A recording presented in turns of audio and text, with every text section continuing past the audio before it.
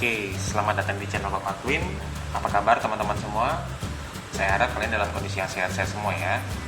Oke, salam sejahtera untuk kita semua. Nah, jadi dalam video kali ini sesekali saya ingin men-share kepada teman-teman bagaimana caranya untuk menservis atau memperbaiki kipas angin. Di depan saya saat ini ada kipas angin yang tadi pagi diinfokan oleh adik saya, ini kipas sudah tidak mau berputar lagi. Pada saat dicolok dan dinyalakan hanya mendengung. Oke, langsung saja ya. Kita coba cek. Kita colokkan stop kontak. Lalu kita nyalakan. Nah, kita putar ke nomor 1. Nomor 1, nomor 2 tidak ada perputaran ya. Nomor 3 sama sekali tidak ada perputaran. Oke, saya off kan. Nah, biasanya sih kerusakan yang terjadi pada kipas itu satu, karena kotor. Biasanya kotor di bagian baling-baling. Kita coba cek apakah biasanya kalau diputar tuh dia lancar, los. Nah, ini enggak. Jadi bisa dikatakan ini kotor. Tapi sebenarnya sih nggak terlalu berat ya. Nggak terlalu berat. Coba setelah jadi putar, apakah masih bisa? Nggak juga. Nggak mau berputar juga. Saya pencet nomor 3, saya masuk ke nomor 3, sama sekali nggak ada perputaran. Oke, berarti permasalahan di sini bukan di kotornya. Ya, kita on lagi. Kita cabut stop kontak. Nah, kalau bukan permasalahannya pada kotor, ini memang kelihatan kotor sih. Kalau teman-teman lihat di sini ada rambut-rambut nih sebelah sini. Nah, kalau misalnya permasalahan bukan karena kotor, biasanya permasalahannya karena ada dua. Satu, spring atau fuse springnya itu putus. Yang kedua, karena si kapasitornya sudah lemah. Jadi ada baiknya kita coba cek ya. Sebelumnya kita lepaskan dulu baling-balingnya. Oke, kita lepas baut dari baling-balingnya. Baling-balingnya sudah dilepas. Nah, ini dia kotoran rambut-rambutnya teman-teman. Nah, inilah yang biasanya menjadi penyebab kerusakan dari kipas. Karena kotoran ini, karena rambut ini, maka si mesin kipas bekerja lebih berat. Otomatis mesin kipas ini panas ya. Dan itu pasti sangat berisiko pada fuse spring. Jadi teman-teman tuh harus rajin untuk membersihkan kipas angin di rumah.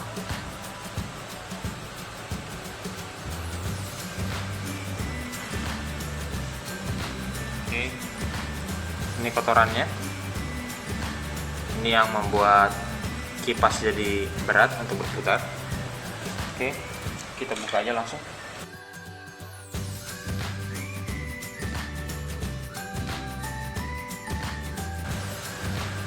Oke, ini bagian dalam dari kipasnya.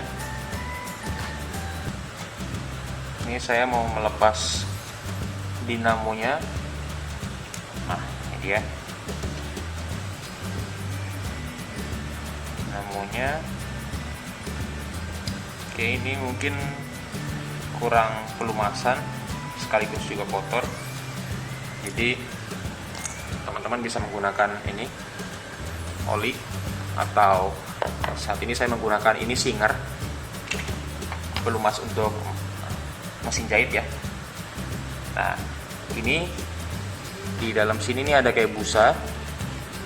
Busa ini fungsinya untuk menyerap oli. Ya, jadi kita teteskan saja di sini. Minyaknya nanti akan terserap di busa-busa itu. Lihat ya, ada buih-buihnya ya. Nanti setelah terserap, maka bagian dalam ini dia akan basah dan bisa mentransfer oli ini ke sini. sehingga ini semakin lancar pergerakannya. Oke, sudah bisa dikatakan lancar. Ini juga tepi-tepinya dikasih oli ya. Jadi kalau kipas yang konvensional dia pakainya gulungan ya.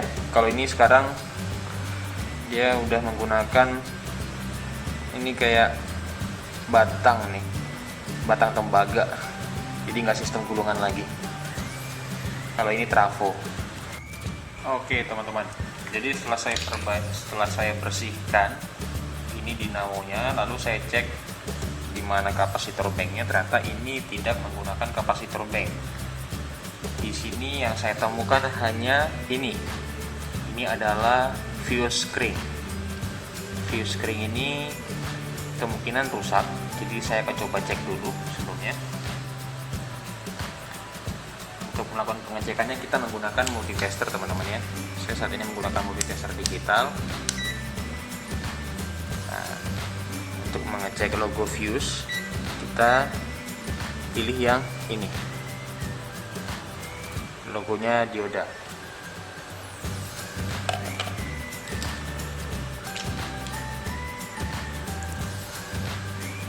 Kalau dia ada koneksi harusnya dia berubah angkanya jadi 000.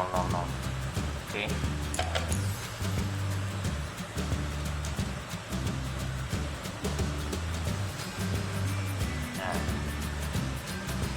Bisa teman-teman lihat di sini ya. Ini saat saya mencoba menghubungkan antara fuse kaki 1 dengan kaki 2-nya, tidak ada perubahan pada multitester. Coba kita bandingkan dengan fuse meter yang masih fuse screen yang masih bagus. Oke, jadi ini saya memiliki beberapa serep fuse screen. Ini harga satuannya cuma Rp1.500 satu fuse ini.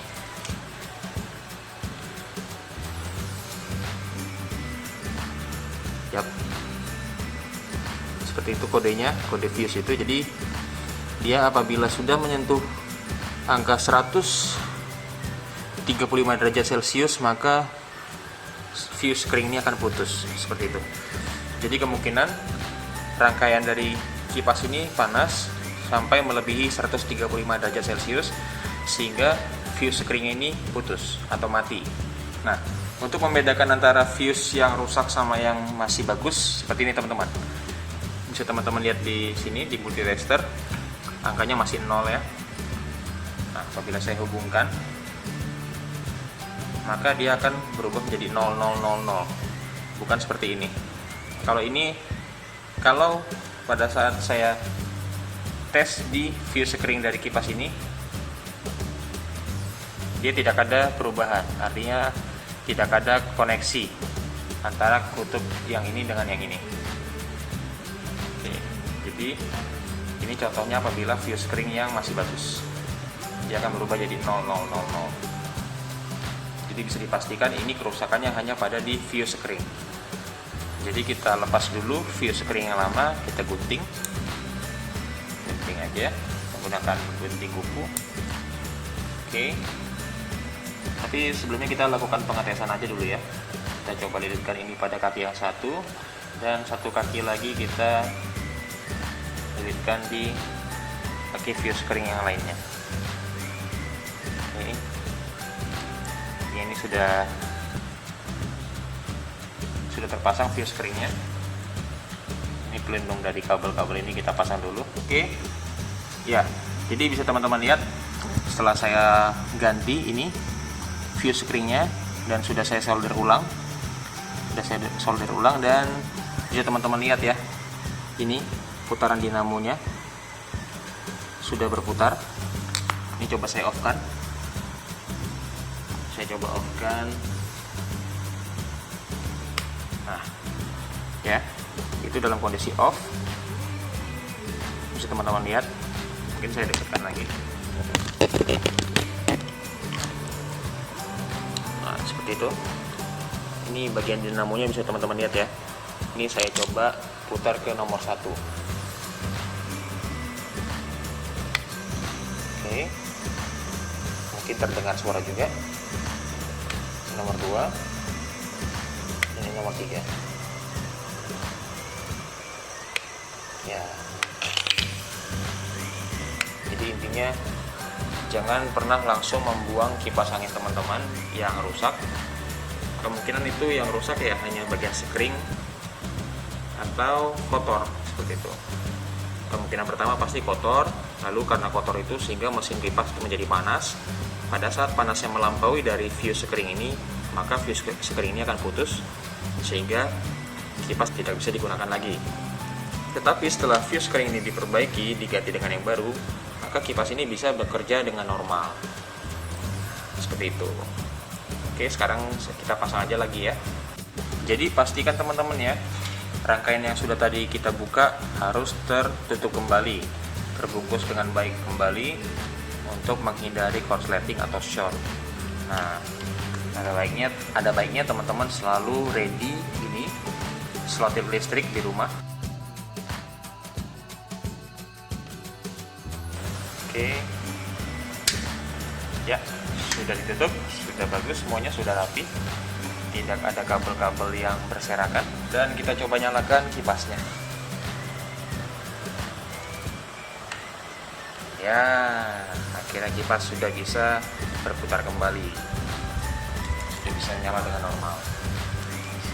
Oke, semoga informasi ini membantu, dan jangan lupa untuk klik like apabila video ini bermanfaat bagi teman-teman, dan jangan lupa juga untuk share. Dan bagi teman-teman yang baru saja datang ke channel saya, jangan lupa subscribe ya. Mohon bantuannya supaya channel saya bisa berkembang. Oke, terima kasih, sampai jumpa pada video-video saya selanjutnya. Dadah.